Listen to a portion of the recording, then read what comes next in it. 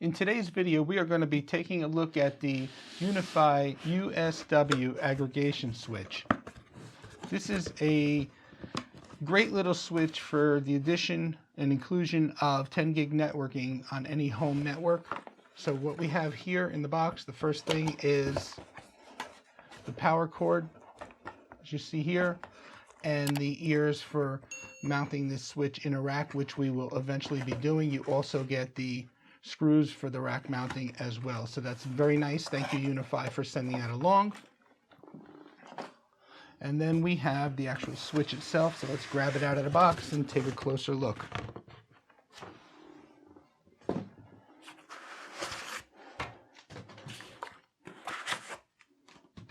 Okay, so here on the front of the switch, you can see the LCM screen. That is a 1.3-inch LCM touchscreen. You have the 8 SFP plus 10 gig ports right here on the front. You have the holes for the rack mounting. On the rear of the switch, you have the port to plug in AC power right here. And what you'll notice is it's fanless. Now, as far as dimensions width-wise, it's about 17.5 inches side to side, almost 5 inches, 4 and almost 3/4 inches front to back, and then about 1 3/4 inches top to bottom. So that's a quick look at the switch. What we're going to do is switch over to the actual specs and take a look at the specs on Ubiquity's site. It's a layer 2 switch with the 8 10 gigabit SFP plus ports. Like I mentioned, it has the 1.3-inch LCM color touchscreen with AR switch management. It's got 160 gigabits per second switching capacity. And again, I did mention that it's fanless, and it sells currently for $269, which I think is a great price to get 10 gig networking started in any small or home network. So that said, let's see if we can get this guy adopted to my existing home network. All right, everybody, I just want to show you here that I do have the USW aggregation switch plugged in. You can see the Ethernet cable here. Now, I'm using a 10G Tech transceiver, SFP plus transceiver. Here's the touchscreen right there. You can see I activated it right there. Let's go over. You can see that I just have it plugged in with an RJ45 cable into my existing network switch here in the studio. And here is the 10G Tech SFP plus adapter that I am using so that I could just get it adopted. So now that said, we're going to switch over to the software and try to get this switch adopted to my existing network.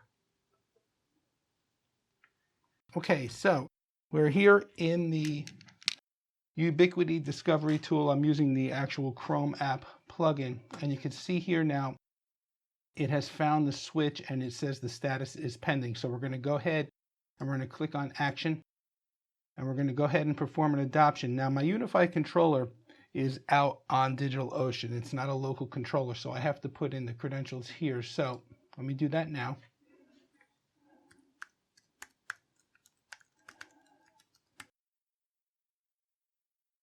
And we're going to go ahead and we're going to say execute. And here it is in the controller. So let's go ahead and let's click over here on the right side on adopt. You can see the status here says pending adoption. It's the Unifi switch aggregation. So we're going to click on adopt. And by the way, you need to be using the Unifi controller, a minimum version of version 5.14.12. All right, so we are currently adopting out to the DigitalOcean controller. And what I'm going to do is just pop back into the Discovery tool, and we'll go ahead and we'll issue the inform command a second time. And we'll just wait for the device to adopt. Once the device is adopted, we'll come back and we'll take a look at some of the features of the switch. Okay, guys, so the Unifi switch aggregation you can see here was successfully adopted. We have the connected status. And you can see over here, we can locate the switch, the typical restart, and there is an upgrade. And we will run the upgrade, well, at least start that process prior to the end of the video. But for now, I'm going to ask you just to ignore the network, the different network IP that it's on. That's because the studio is in a different location from the actual home network. So I'm just going to leave it set to pull the DHCP address, and I'll set it to static once it's in the right location. So for now, let's go ahead and click on the switch and take a look here on the right side. And you can see we just have the typical switch information, the MAC address, the model number, the version of the software, and like I said, there is a firmware update that we will go ahead and run before the end of this video. You can see the IP address. There's no temperature setting, no temperature sensor. The uptime has been 14 minutes, almost 15 minutes. You can see the memory usage and the load average. If we click on the Clients tab, you can see the users that are connected. Now, this isn't really accurate. This is probably just picking up through the main network switch here in the studio. Let's go up to the ports. You can see all the different ports here. They're all 10 gig SFP plus ports, obviously. Under the settings here, we can give the switch a name, and I'm just going to call it USW Aggregation. And we'll say save. And then we can do things like turn on and off the screen. We could adjust the screen brightness, the screen timeout. We're just going to leave all that set to default. Underneath the Services tab, we could look at the different VLANs that we have available on the network. We can enable jumbo frames and flow control. Probably will enable jumbo frames in the future once I get my 10 gig card in my computer and in my NAS. But for now, we're just going to leave that off. We'll come down, we'll queue the changes and apply the changes. And now you can see the switch is provisioning.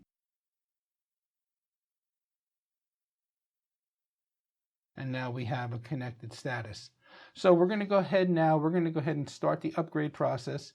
And it's asking if we want to upgrade from 5.43 to 5.76. And we're just going to go ahead and say confirm.